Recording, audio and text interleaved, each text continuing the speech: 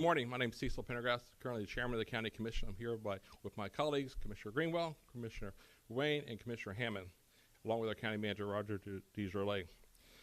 Thank you for joining us. We will be recognizing that Tropical Storm Nicole is not a hurricane, but we are preparing as a county because we know our community is clearly recovering from Ian. We encourage you to monitor the forecasts, and it can be as it can change. Don't focus on the cone. We all experience some wind and rain.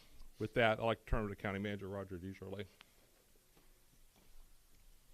Thank you, Mr. Chair. Good morning, everyone. And forgive me, there's a lot of information here, so I'm going to have to read to you a little bit. So we want to provide this update on Tropical Storm Nicole. We are actively monitoring from the EOC, just as we have been activated since the beginning of the Ian storm. Based on local forecasts, we think Nicole is going to be a Category 1 when it makes landfall on the East Coast sometime on Wednesday or Thursday. Right now, we're anticipating between 2 and 4 inches of rainfall to come from that storm. It's a very large wind field on this tropical storm, so we would expect to see a lot of rain bands come through with 2 to 4 inches of rain. We're cognizant of the fact that a lot of residents are living in damaged properties. Some people are living in tents. Some people are living in homes that still require a lot of repair. And so for that reason, we're opening 2 shelters. And the first one, shelter that we're opening today is the Alico Arena on the FGCU campus. And that opens at 10 o'clock today. And that is a pet-friendly shelter. Also, tomorrow at 7 a.m., we'll open another shelter at the North Fort Myers Recreation Center, also a pet-friendly facility. Please don't go to the North Fort Myers Rec Center property today. Today is Elections Day, and that is a polling place, so it will not be available for sheltering until tomorrow morning at 7 a.m. Remember, these are sheltering options. There has been no call for evacuation, nor do we anticipate an evacuation order to come from this tropical storm. It really is for the comfort of residents in those parts of the county, in particular the barrier islands, Fort Myers Beach, Sanibel, and Pine Island, who are living under less than ideal conditions. For people who need help getting to the shelters, we have activated our emergency transportation plan, which involves using our Litran, public transportation operation. We'll update our website today, and there'll be 9 locations where people can catch a bus to make their way to a shelter if need be. Anyone who can't find the information, you can simply call United Way 211 line, and those folks will be more than happy to give you the information that you need. We know there are a lot of residents who have participated in the Blue Roof campaign, and so first of all, we're recommending that they make sure that those tarps are secure. But we also know that following one of the storms, I think it was in Louisiana in 2020, 88% of the Blue Roof tarps made it through that storm, through that hurricane, without being torn from the rooftops. So we would anticipate these these tarps to do fairly well, but please make sure that yours is secured. Also, really in an abundance of caution, we'll be closing the disaster recovery centers in Lee County until the storm passes. The ones at Fort Myers Beach and Pine Island will be closed effectively today, and the balance of those will be closed Thursday and Friday. The reopening decisions will come this weekend following the passing of the storm. Please make sure that everyone is monitoring the local meteorologists, the weather channels, to understand when we would expect to begin to feel the effects of this tropical storm. And we are coordinating with our debris hauler, Crowder Gulf, to continue to pick up existing debris until winds reach a sustained velocity of about 25 miles an hour. But they'll make that decision and we will announce it accordingly. But between now and then, we will continue to pick up debris. And for those who are really worried about the debris piles in their yards, know that we're working as rapidly as we can to pick those up. We recommend that residents take photographs before the storm and then after Nicole passes to just document the condition of that pile. For the sake of FEMA reimbursement on these activities, should we have to spend additional money, these storms have to be documented separately, one from the other. We can't mix all the debris together, and so it will have that kind of an effect. Garbage and recycling collections will continue as on their regular schedule until winds reach a sustained 35 miles an hour.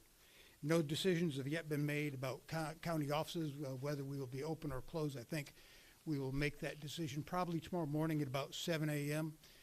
We are in constant contact with the cities and the school district as well. To my knowledge, as of this conversation, no one has made that decision yet. So just know that we, the EOC has never, we have never closed that operation based on the previous storm. We remain vigilant and we'll continue to monitor this storm, and we're committed to making sure you have all the information necessary to make good decisions and keep yourselves safe. So we'll answer questions, Mr. Chair. Any questions for the county manager at this time? Do you anticipate with wind speeds, law enforcement or first responders being affected at all throughout Nicole? So the protocol on that is winds over 45 miles per hour, they take the vehicles off the road and close the bridges. I don't think we're going to see the winds over 45, but we'll have to watch the forecast over the next few days. And that's usually a protocol, 45 miles per hour or stronger, sustained winds for the law enforcement. Any other questions? Can you talk a little bit more about preparations you will be doing for the bridges, like the causeway or not with paved bridges and roads? Roger, you may update on the FDOT, what they're doing with the causeways?